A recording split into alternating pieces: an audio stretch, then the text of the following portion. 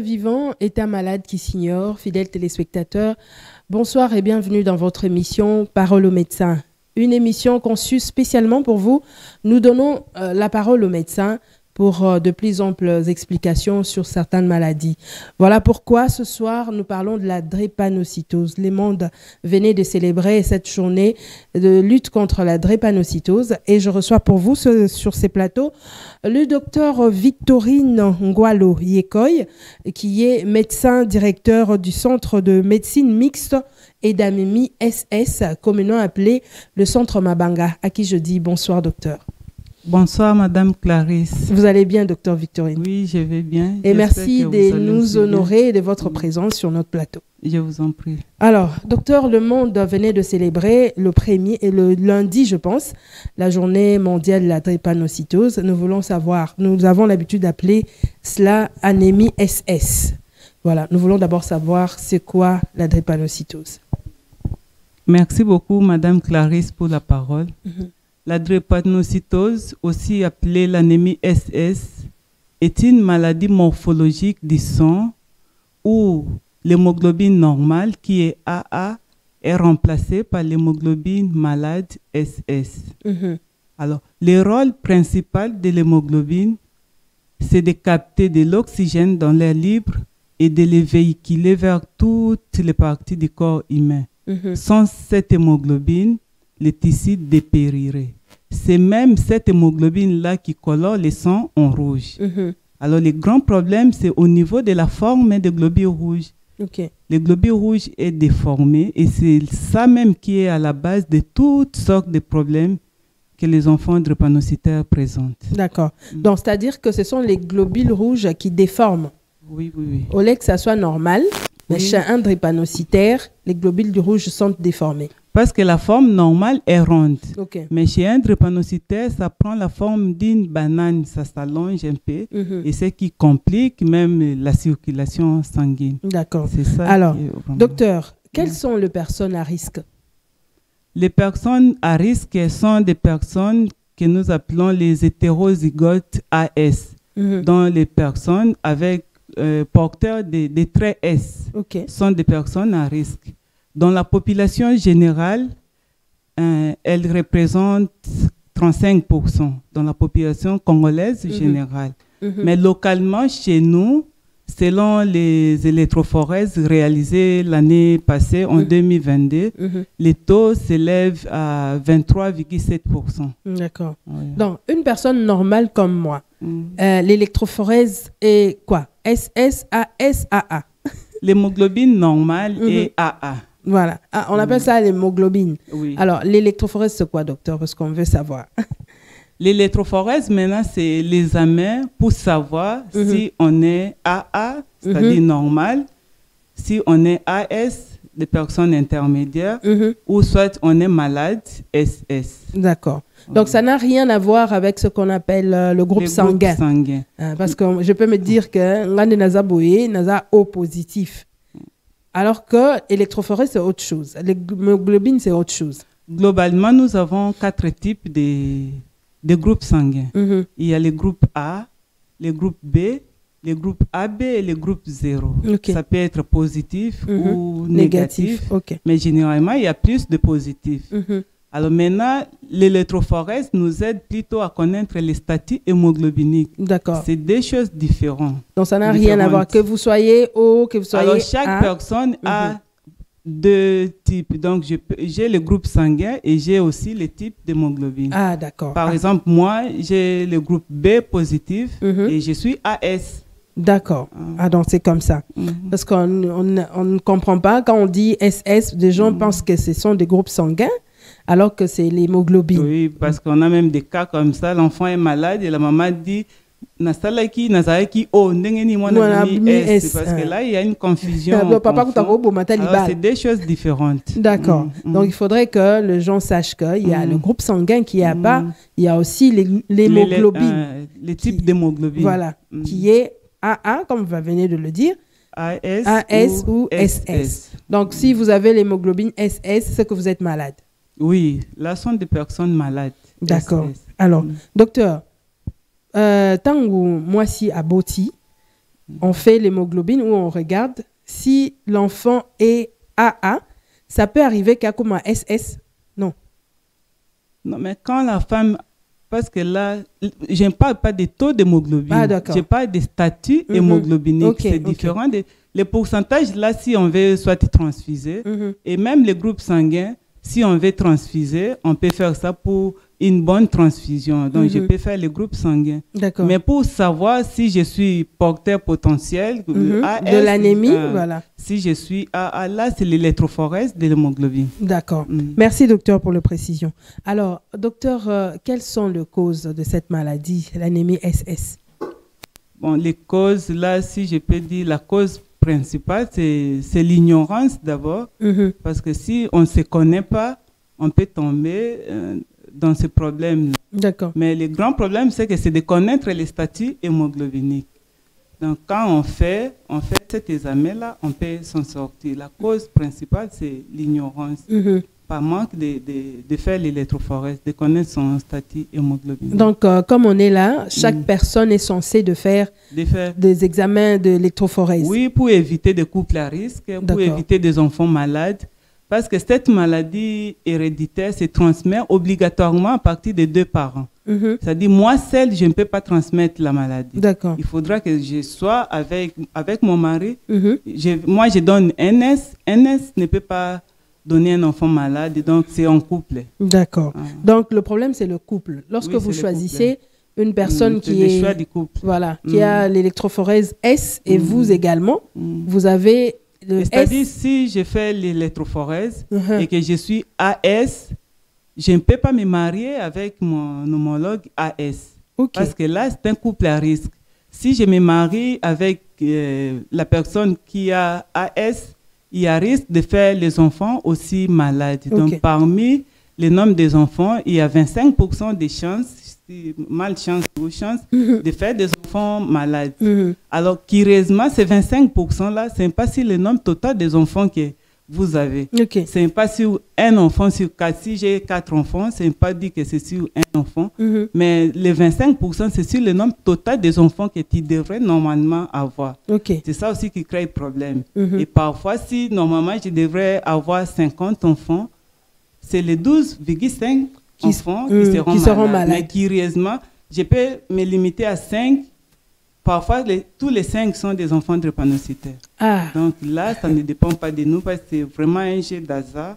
Et parfois, on peut se faire des problèmes comme ça. On dit 1 sur 4, c'est sur le nombre total des enfants que tu devrais normalement avoir. D'accord. Alors, docteur Naib Ketobi, français Mingue, vous allez essayer un tout petit peu de parler lingala pour une bonne compréhension, c'est vrai. Aujourd'hui, on se dit, Tolobaka, Soko Lingyo Balai, comme vous venez de le dire, il faut faire très attention. C'est-à-dire, au Vandiomoko, faites un examen d'électrophorèse. Ndenge to sala kaya sida.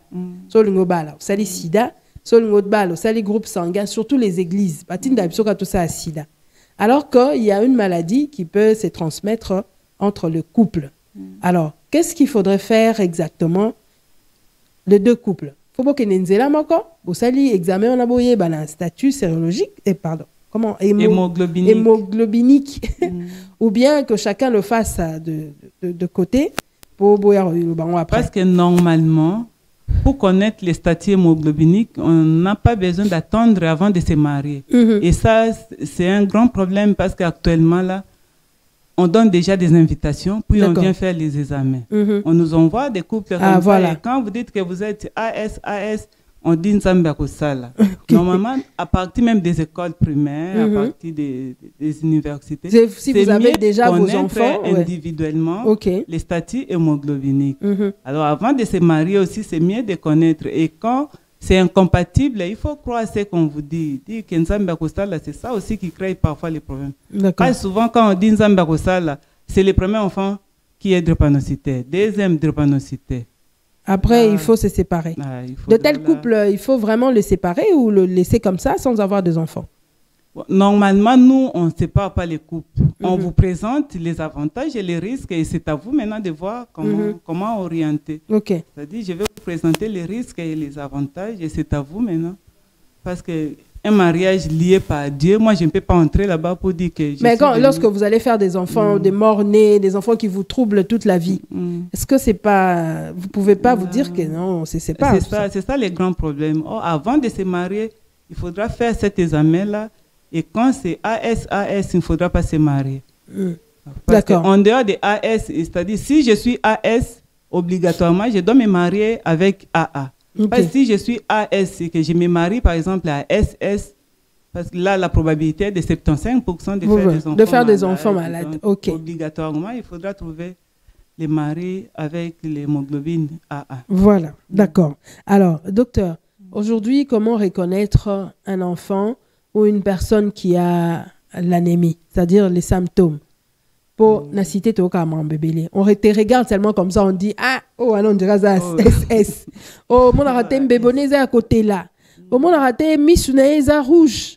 Oh mon a raté liboumouneza ballonné, c'est-à-dire oh ok baza SS. Quels sont les symptômes?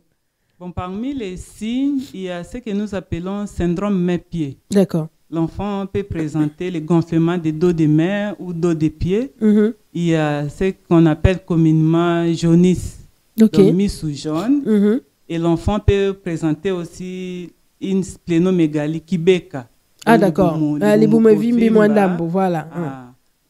Puis l'enfant même peut présenter des douleurs sans notion de traumatisme. C'est-à-dire l'enfant ne s'est pas cogné à toute unité, mais il a mal. Okay. Des douleurs ostéo-articulaires. Et même des tableaux de fièvre à répétition, malgré les traitements instaurés. Donc l'enfant tombe aujourd'hui malade, fait la fièvre. Et souvent, ça s'accompagne avec l'anémie. Donc, Makila aussi, là, il faut que ça Makila. Il y a même des enfants à 2 ans déjà, il a bénéficié de 10 poches. Donc, là, sont des signes d'appel.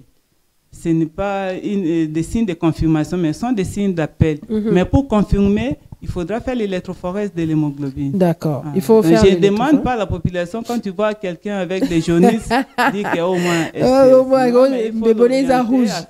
Oh, SS. Mais déjà, les symptômes de ce que vous venez de citer là, je ne sais pas, est-ce que c'est... Tout le monde avait les malnutrition, ça là. Oui, il y a des diagnostics différentiels, mais il faudra confirmer ça par l'électrophorèse de l'hémoglobine. Ok, docteur. Mais docteur, on nous dit souvent que pendant la saison sèche, tout le monde a un mikou à makasi. Donc c'est rare, au monde a libanda. Ils tombent souvent malades pendant cette période que nous sommes. Est-ce que c'est vrai? Alors, comme je vous avais dit, le problème, c'est au niveau de la formation des déformations de la globule rouge. Ok. Alors, là, il y a 3 types de crises. Soit, ils font des crises vasoclusives, donc des mikou à pas sinzoto mobimba, soit crise hémolytique du sang, puis crise infectieuse. Alors, parmi là, peut-être nous allons y revenir. On va vous donner peut-être les règles d'or. Ce sont des enfants trop fragiles qu'il ne faudra pas les exposer à la portée de tout le monde. Il y a quand même des principes à respecter pour bien se garder. Il y a ce que nous appelons les règles d'or. Il peut se protéger contre le froid. Ce n'est pas seulement quand il fait froid qu'il a mal. Quand il fait aussi très chaud, il se déshydrate, puis là aussi, ça pose problème. Donc, ils ne vivent pas comme tout le monde. Il y a quand même des principes à suivre. Alors, docteur, nous sommes là, nous allons écouter le principe à suivre pour bien garder ses enfants. Mais alors, est-ce que les enfants avec drépanocytose, là, vivra jusqu'à quel âge? Bon, actuellement, c'est autour de 47 ans. Donc, 47 ans? Oui, nous sommes passés de 25 ans à 47 ans. C'est-à-dire, Mouta SS, mais à 47 ans? Oui, il y en a même qui dépassent 47 ans. Je connais une dame qui a 63 ans. Bon, pour cette année, je ne l'ai pas encore vu, mais il y a aussi un qui a 68 ans. Waouh! Pour toi, quand soit 20 ans, il est raté fois coup. Difficilement, mais ils sont là. Parce qu'avant, tu vois, actuellement, avec les diagnostics précoces et la prise en charge aussi précoce, on arrive à récupérer. Mais la maladie ne se termine pas. Non, ça ne se guérit pas. Chez nous, par exemple, actuellement, pour l'année, si je me base sur les données de 2022, le taux de mortalité chez les drépanocytaires à à 2,3%. D'accord. Donc, c'est sensiblement réduit. Vous vivez avec la maladie, mais en évitant certaines complications. Ah, oui, oui, oui. Ils ne sont pas hospitalisés très souvent. Bien sûr, mais on est là, on n'est pas mort, c'est ça. Ok, d'accord. Alors, mieux vaut souffrir que mourir. Okay. Mais si on arrive quand même à garder, à les garder en vie, c'est déjà bon. Ok, alors, docteur, les complications vont jusqu'où? Les complications, comme les problèmes, c'est le problème du sang, et le sang circule partout dans le corps. Là, nous avons aussi des complications de la tête aux pieds. Ok. C'est-à-dire, à partir déjà de l'âge de 2 ans, l'enfant peut faire l'AVC. Ah. Et là aussi, ça pose problème parce que si le diagnostic n'est pas précoce, parfois les diagnostics différentiels posent problème. D'accord. À partir de l'âge de 2 ans, déjà, l'enfant peut présenter les tableaux d'AVC. Or, comme vous les connaissez, l'AVC, normalement, c'est après 40 ans. Vraiment. Mais chez les enfants, là, à l'âge de 2 ans, déjà, on peut avoir un tableau d'AVC. L'enfant peut présenter les tableaux de tuberculose. Et la tuberculose, là, pas seulement pulmonaire, même au niveau des os. Okay. Donc, tuberculose osseuse. On peut avoir des enfants avec fracture, on appelle ça fracture pathologique. Il n'a pas connu un accident, mais il se casse, par exemple, les bras, il se casse la jambe, à Boukani sans une cause apparente. Parce que les os sont fragiles. Okay. Il y a des ulcères. Les ulcères sont des plaies, sont processus de cicatrisation. Donc, ça peut prendre du temps, une année, 2 ans. Puis, il y a ce que nous appelons les infections de muscles, ostéomyélite. Donc, il y a plusieurs complications. Et nous, à Mabanga, quand on dit il y a des complications, des signes, ce n'est pas une histoire. Si vous passez chez nous, vous allez trouver tous ces cas-là. C'est un peu ça. Ok, ok, docteur. Donc, jusqu'à ce que, si l'enfant n'est pas pris en charge à temps, il peut mourir. Et on te dit, au 20 ans, il faut raté. Soit mourir, soit vivre avec les séquelles. Ok. Alors, docteur, pour stabiliser ces genres de personnes, il faut à tout moment être à l'hôpital. Bazong Saramakila, ou comment on le fait?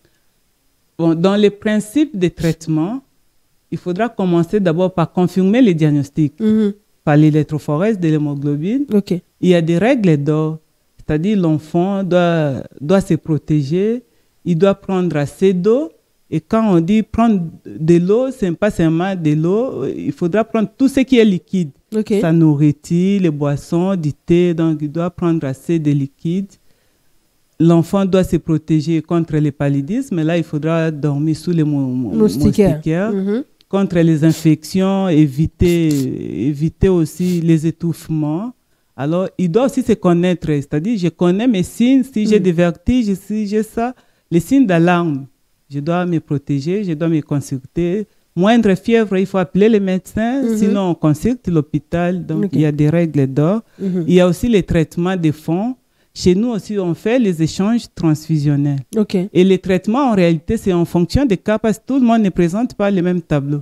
Il y a des enfants qui souffrent seulement des crises vasoclisées, mais qui n'ont jamais été transfusés, par exemple. Il y en a aussi qui combinent les tout. Donc, les traitements, en réalité, c'est en fonction des tableaux des malades. D'accord. Alors, docteur, on nous dit qu'on va entrer maintenant au traitement, après les complications. Toyokaka, la cité. Breuvage pour renforcer le sang dans le corps. Mon sang des enfants qui sont tout le temps malades, peut-être nous allons parler de ça dans les conséquences de la maladie. Et il y a aussi des médicaments qu'ils prennent régulièrement pour renforcer les taux d'hémoglobine. D'accord. Par exemple, l'acide folique. Il y a aussi des médicaments qu'ils prennent, mais avant de soumettre les malades sous ces traitements, ils doivent d'abord faire certains bilans. Tout le monde n'a pas les mêmes tableaux, tout le monde n'a pas les mêmes qualités des organes. Donc, on passe d'abord par certains examens avant de soumettre les malades sous les traitements. Comme j'ai dit, c'est vraiment en fonction des tableaux des patients. Le malade est en train de présenter comme tableau. Alors, docteur, les conséquences. Les conséquences, là, c'est à plusieurs niveaux. Par rapport à sa famille, par rapport au malade lui-même. Il y a tant de conséquences. Il y a, par exemple, la morbidité qui est excessive. C'est-à-dire que ce sont des enfants qui sont tout le temps malades. ils tombent malades à tout moment. Il y en a même par mois, ils peuvent vous faire des crises 2-3 fois par mois. Donc, ce sont des enfants qui sont tout le temps malades. Il y a retard de croissance en taille et en poids. Par exemple, j'avais un enfant là de 22 ans, mais qui avait la taille d'un enfant de 9 ans, avec même le poids d'un enfant de 9 ans. Wow. Donc, il y a retard de croissance. Il y a retard de signes pubertaires, soit retard, soit non-apparition. OK. Tu peux trouver une fille de 18 ans, mais sans les signes pubertaires. Tu peux trouver un garçon de 20 ans, mais avec une voix encore de bébé. Donc, il y a retard ou non-apparition. OK. Il y a retard scolaire, mais le retard scolaire est lié à la maladie, voilà. parce qu'ils sont tout le temps malades. Et le retard scolaire là, est estimé à un retard de 3 ans OK. par rapport aux autres. Il y a... Parce qu'actuellement, les gens, il y a l'incrimination. Donc, on pense que cet enfant qui est... Il y a même une dame qui me disait, docteur, moi, non, ce qui a Monica Mbongo. Donc, moi, même, na niveau, moi, que ce qui papa est Mbongo, il faut qu'on dans la chambre. Parce que, une fois, Monica Mbongo. Ah, bani malade. Maman, en tout cas, maintenant, là, je suis allée même voir les pasteurs. Donc, non, l'incrimination. On pense qu'elles sont des sorciers. Des sorciers. Il y a même la déformation sur le plan morphologique. Okay. Il y a des enfants qui marchent avec boiterie, avec une différence de 3 à 5 cm à cause des complications. Là, je n'avais pas dit, comme par exemple, nécrose de la tête fémorale, qui induit même la boiterie. Là. Okay. Et tout ceci trouble les enfants. Donc, il y a des troubles psychologiques parce qu'il est troublé, il ne peut pas vivre comme tout le monde. Maintenant, par rapport à la famille, il y a appauvrissement. Okay. Parce que l'enfant est tout le temps malade. L'argent ne fait que partir. Et le coût est élevé. Voilà. Parce que le coût annuel des traitements est estimé entre 500 à 1500 $. Là, c'est vraiment en dehors de toute complication. Okay. Mais devant une complication, tu peux aller au-delà. Même 3 000 $ par même mois. Même à 20 000. Ouh là là. Oui, cela dépend maintenant des types de complications. Donc, le coût est vraiment élevé et tout ceci induit souvent à un abandon des parents. D'accord. À un abandon. Et c'est comme ça, vous allez voir, même parmi ces enfants, il y en a qui sont sans abri et qui sont partout là-bas. Donc, les parents et ils sont restés seuls. Donc, c'est un peu ça. Et tout ceci aussi traumatise non pas seulement l'enfant, même ses parents. OK. Oui. Et souvent, l'abandon, là, c'est le papa qui fuit en premier lieu. Et reste avec maman. Maman n'a pas assez de moyens. Puis la maman aussi va abandonner l'enfant. D'accord. Alors, docteur, on est toujours dans les conséquences. Alors, après les conséquences, nous allons parler de règles que vous venez de dire tout de suite. Là. Vous avez un enfant qui est malade, anémique. Quelles sont les règles d'or à suivre? Comme je vous disais, il y en a tant. Il faudra, à chaque fois que l'enfant présente un signe, il faudra consulter l'hôpital. À chaque fois que l'enfant a la fièvre, il faudra, après avoir pris le paracétamol, il faudra amener l'enfant à l'hôpital. L'enfant doit bien s'alimenter. Okay. Parce qu'il a déjà un problème de retard de croissance, il doit s'alimenter. Trop de légumes, trop de fruits. De fruits, de légumes. Donc, il doit bien s'alimenter. Et c'est comme ça, même chez nous, on a des nutritionnistes qui s'en occupent. Et l'enfant doit aussi, comme j'avais dit, il doit boire beaucoup d'eau. Donc, pour les restes, il faudra consulter l'hôpital Mabanga. Là, vous aurez toutes ces listes de règles d'or. D'accord. Alors, docteur, une femme drépanocytaire, est-ce qu'elle arrive à concevoir Ti Akepaboti? Oui, une femme drépanocytaire accouche. Facilement ou difficilement? Bon, cela dépend. Comme je vous ai dit, tout le monde ne présente pas les mêmes tableaux, mais elles accouchent. Le problème, c'est que dans la drépanocytose, il y a déjà des douleurs, il y a déjà essoufflement, dyspnée, donc pémamoukoussé. Donc, les signes, maintenant, s'accentuent un peu pendant avec la grossesse. Okay. Et selon l'évolution, il y en a qui arrivent même à terme. Et là, je vous signale, même lors de l'accouchement, si c'est un accouchement normal, les drépanocytaires ne pleurent pas comme toutes les autres femmes. Parce qu'elles se sont déjà habituées avec la douleur. Et la douleur là, de l'accouchement, pour elles, c'est un peu vraiment inférieur par rapport à ce qu'elles ressentent lors de leur crise. Et souvent, on accepte jusqu'à 3 accouchements. Hein. 3 accouchements seulement. Il ne faut pas dépasser. Oui, en fonction de son état. Mais je connais, il y a même une là qui est à la 5e grossesse, hein, mais qui se complique un peu. Je connais aussi un cas particulier qui avait au moins 6 enfants. OK. Mais sinon, c'est entre 2 et 3. D'accord. Alors, docteur, je pense qu'avec, s'il y a la césarienne, ça se passe bien avec une femme drépanocytaire. Oui, ça se passe bien parce que nous avons toutes les spécialités chez nous. Hein. Il y a les gynécologues, nous avons toutes les spécialités. Donc, selon les cas, on oriente les malades vers la spécialité. D'accord. Donc, elles peuvent avoir 3 à 2 accouchements sans problème. Oui. D'accord. Bon, je ne dis pas sans problème, c'est en fonction des tableaux. OK. Il ne faudra pas me chercher pour dire que docteur Olobaki qui est ça. Normalement. Ah, d'accord. C'est en fonction de. Voir seulement quelqu'un qui est les mâles maintenant avec ces enfants là, c'est que sont des enfants désespérés qui réellement parfois, tu vois, elle est SS, mais elle tombe sur son ami SS. Vraiment. Et là à 100%. Avec encore l'enfant drépanocytaire, c'est ça qui complique. D'accord. Si un homme vient vers elle ne fait pas attention parce qu'elle pense que Nasa Bakulingangate, alors sans vérifier l'électrophorèse, si c'est AS, on tombe encore dans la même situation. D'accord. Vraiment, docteur. Alors, par rapport au traitement, docteur, ça se passe comment? Par rapport au traitement, il y a des traitements, comme j'ai dit, c'est en fonction des malades. Il y a des traitements de fond. Il y a des échanges transfusionnels qu'on fait en fonction des cas, bien sûr. Mais pour chaque malade, là, il faudra consulter l'hôpital et puis on va instaurer les traitements. Parce que par rapport aux crises vaso-occlusives, là, on instaure un traitement, un schéma antalgique. Je ne peux pas passer ici pour dire qu'on donne ça, okay. Si c'est l'anémie, on transfuse. Si ce sont les infections. Donc, c'est vraiment en fonction des tableaux des malades qui représentent les malades. Alors, docteur, nous sommes en train de chuter. L'hôpital Mabanga, ça fait combien de temps vous existez? C'est depuis 1982. Là, reconnu par l'État, c'est depuis 1982, mais l'hôpital existait déjà depuis 1974. Donc là, vous faites l'exception, vous ne prenez qu'en charge les drépanocytaires. Normalement, c'est le centre de médecine mixte et d'anémie SS, mais c'est beaucoup plus connu pour les drépanocytaires. Il y a tout le monde qui vient, qui peut aussi consulter, sauf qu'il y a des cas. Il y a des gens qui nous disent ceux qui n'ont pas donc il vient mais il surveille les gens mais on soigne tout le monde. Mais à prédominance les drépanocytaires. Bon, voilà, aujourd'hui pour vous retrouver ça devient un peu compliqué parce que avec le travail que la première dame est en train de faire, vraiment un coup de chapeau. Qu'est-ce que vous en pensez?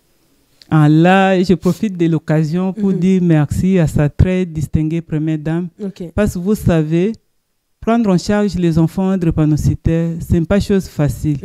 Une maladie appauvrissante, une maladie chronique, une maladie traumatisante. Qui ne se guérit pas. Oui, qui ne se guérit pas. C'est-à-dire, tu peux transfuser aujourd'hui et demain, tu viens, tu trouves encore la même personne. Maintenant, tu sais qui accepter de jeter un coup d'œil, de penser. À nous, les malades chroniques, là, ce n'est pas une chose facile. Et ce n'est pas donné à tout le monde, cette vision-là. En tout cas, là, elle a vraiment notre soutien parce que aussi longtemps qu'elle sera là, nous aussi, nous serons aussi, nos tâches aussi seront allégées parce que là, ce n'est pas seulement la construction, il y a même des malades, une grande partie des malades que la Fondation prend en charge. Donc, mais maintenant, là, comme on est en train de faire le travail, les gens se perdent. Vous êtes où situé maintenant? Bon, actuellement, pour quelques mois, bien sûr, nous sommes sous-logés à Yolo Médical, dans l'enceinte de Yolo Médical. Ah, d'accord. C'est là-bas que vous faites tout et tout ça. Ceux-là qui ont besoin de vous, il faut passer par Yolo Médical. Il faut passer par Yolo Médical et demander l'hôpital Mabanga, parce que là, on est sous-logés. D'accord. Alors, docteur, nous sommes pratiquement à la fin. Un mot, un petit conseil, surtout aux jeunes qui veulent se marier. Un mot, un petit conseil, je vais dire, il faudra nous donner la main par rapport à la sensibilisation parce que l'hôpital Mabanga prend en charge les malades Et il y a aussi la partie sensibilisation. D'accord. Et la sensibilisation, là, nous avons des plans d'action, Mhm. nous avons des personnels de qualité, mais c'est les plateaux techniques. Ok. Il suffit de donner quelque chose, de renforcer. Là, nous faisons appel aux personnes de bonne volonté de se joindre à nous pour continuer ce travail. Parce que c'est un grand travail et un grand problème. Vivre avec ces enfants-là, ce n'est pas chose facile. Okay. Et il y a même des gens qui viennent chez nous là-bas, arriver là-bas et commencent à pleurer. Il y a même une dame qui est passée. Oh, pourquoi? Parce qu'elle a dépensé pour les malades. Là, tu ne peux pas. Alors, nous pouvons réduire sensiblement les taux à travers la sensibilisation, à travers le dépistage.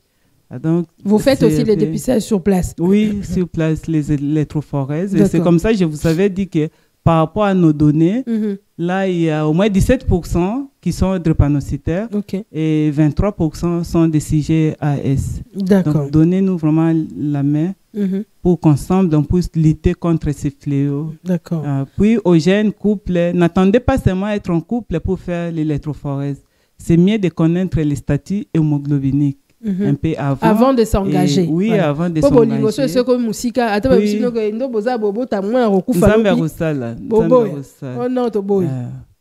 Même si on couple, avant de se marier, c'est pas tard passé et connaître les statuts hémoglobiniques, c'est un peu ça. D'accord. Alors, docteur, probabilité zandegeni soki mutuazana AA abali moi si mokazana AS. Quelle est la probabilité d'avoir des enfants malades? AA qui se marie à AS, voilà, là, AS. On n'aura pas des enfants malades. La probabilité maintenant d'avoir des enfants AA est à 75% et des enfants AS à 25%. AS en soi n'est pas malade, mais comme vous avez dit, c'est un sujet à risque. C'est-à-dire s'il ne fait pas attention sur son parcours, il peut faire des enfants malades. Mais en réalité, lui-même, parce que je vous ai dit que pour transmettre la maladie, il faut être en couple. D'accord. Donc, là, si vous vous mariez, Lélo, AS, je trouve un homme qui est AS wana Tutsigara. Là, la probabilité, c'est à 25%. Là. Donc, vous avez 50% des enfants AS. Je me souviens encore, AS, donc 25% des enfants AS. Voilà. Malades, disons. Ok. Il y a un couple...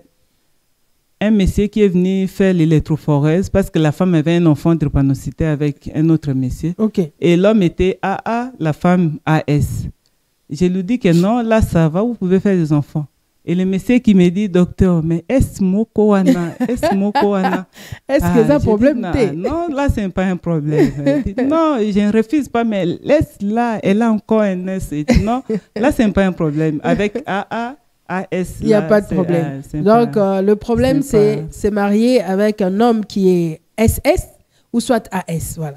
C'est-à-dire, si je suis AA, je peux me marier avec un homme AS, je peux me marier avec un homme SS. Il n'y a pas de problème. Je ne ferai pas des enfants malades. D'accord. Mais seulement que si vous êtes AS, moi c'est SST. SS ou bien AST. Voilà. Il faut trouver. Voilà. Alors maintenant, là, c'est un grand problème parce qu'on se met... Je vois une jolie dame. Là, il faut commencer par connaître les statuts. Mais pour sauver la vie, mieux vaut prévenir que guérir. Voilà. Et guérir avec la drépanocytose, c'est pas de l'eau à boire. Donc, il faudrait déjà faire cette campagne de dépistage, aller se faire dépister, faire, comment vous appelez ça, l'électrophorèse, pour connaître votre statut hémoglobinique. Nakangi. Voilà, merci docteur de nous éclairer par rapport à cette maladie. Notre plateau reste ouvert, donc vous pouvez passer à tout moment pour justement sensibiliser la jeunesse, la population à faire ces examens-là avant de se mettre en couple. Ok, merci beaucoup parce que là, nous étions dans l'aperçu général. Mais prochainement, peut-être on peut prendre... Parce que chaque point constitue un sujet de débat. D'accord. Donc, on va voir avec les temps. Nous sommes là, docteur. Nous restons ouverts à vous recevoir et surtout pour la sensibilisation. Merci beaucoup. Alors, fidèles téléspectateurs, nous sommes arrivés à la fin de cette émission. Je rappelle, j'ai reçu pour vous le docteur Victorine Ngwalo, voilà, Yekoy, qui est directrice du Centre de médecine mixte et d'anémie SS, communément appelée, centre Mabanga. C'est elle qui est la directrice. Elle vous a expliqué par rapport à cette maladie, jeunes gens, jeunes filles, jeunes garçons, vous voulez prendre la direction du mariage, vous voulez vous marier. En tout cas, il faudrait faire d'abord ce qu'on appelle l'électrophorèse pour connaître votre statut hémoglobinique. Ah, nakangi moi, vous qui passe. Il faut le faire pour éviter des enfants malades, pour éviter de vous appauvrir. Docteur Abi, vous en avez un modèle en tout cas, ça passe. Il faut avoir de l'argent, sinon vous devenez pauvre. On se retrouve très prochainement. Merci à mon équipe technique. Je vois là Eric Ndongala. Merci à Bosco, merci à Tati, merci à Sacré et merci à Lazik Makukula. On se retrouve très prochainement à travers un autre numéro de Parole aux médecins. Nous donnons la parole aux médecins. Vous êtes médecin, venez, on va vous donner la parole. Bye bye.